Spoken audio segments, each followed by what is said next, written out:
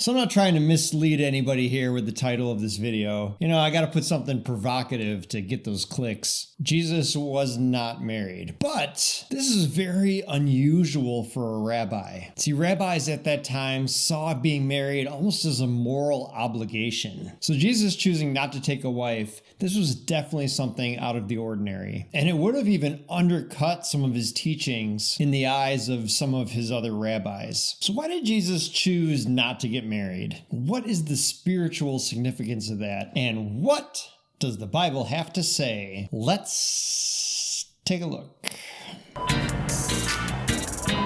Attention, bargain shoppers.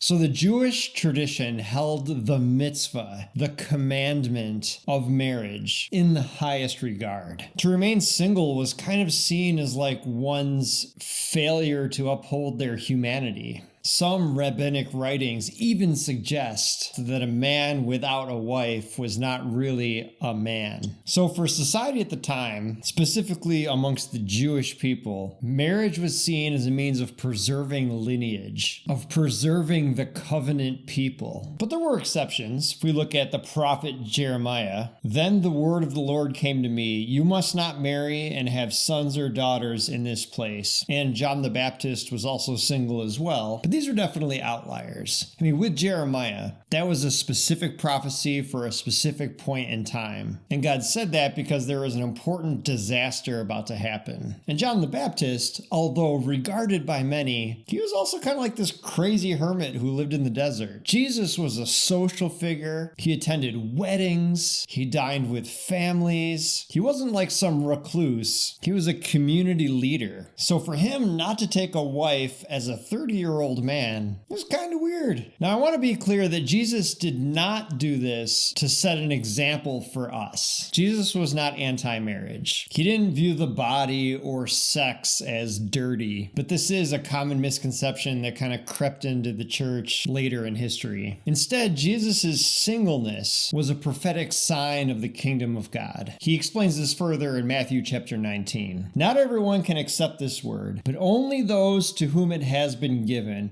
For there are eunuchs who were born that way, and there are eunuchs who have been made eunuchs by others. And there are those who choose to live like eunuchs for the sake of the kingdom of heaven." So Jesus introduces this third category here. He says that some people are called to bypass this temporary joy of marriage that we experience in this life, and instead focus completely on the coming kingdom. And we see in Matthew 12:48 through 50, when Jesus' family, his brothers and mother, come to him, he famously says, "Who is my mother? Who are my brothers?" And then he points to his disciples and says, "Whoever does my will is my brother or sister or mother." And you might be thinking, Jesus kind of sounds like a jerk right there. And if you're being honest with yourself, you definitely felt that way the first time you read it. But Jesus is signaling this shift from the physical to the spiritual. The family structure is something that's for this life. This is commented on further when a bunch of leaders come to Jesus and they ask about a guy with a number of different wives who keep passing away and he marries a different person. They say when he gets to heaven, who will be his actual wife? And Jesus kind of explains, we're going to be more like the angels in heaven. We're not going to have these family units in heaven. Earthly marriage is a shadow of things to come. There's a lot of metaphors in the Bible where Jesus talks about the church as his bride. It's a metaphor of something that points to things to come. Most movies end with the guy getting the girl, and then they get married and live happily ever after. But in the book of Revelation, we're told that Jesus doesn't get the girl. Instead, he marries the church. "Let us rejoice and be glad and give him glory, for the wedding of the Lamb has come, and his bride has made herself ready." So Jesus being single broke social norms. It's kind of weird in society. And I would imagine it was probably difficult for him as well, just being a human man. But he didn't come to create a family for himself here on earth. He came to bring all of us into a new family with each other,